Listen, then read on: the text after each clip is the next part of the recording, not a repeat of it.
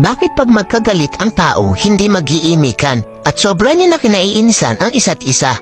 Hanggang sa hindi niya na namamalayan ang tagal niyo na palang hindi nagpapansinan. Bakit nga ba? Dahil ba sa sama ng loob o malin na gawa o dahil sa mataas na pride? Sa sobrang taas ng pride, nagpapakiramdaman kayo kung sino ang unang hihingi ng tawad. Paano kung pareho kayong ma-pride? E di habang buhay na kayong walang pansinan at mag-iinisan, di ba?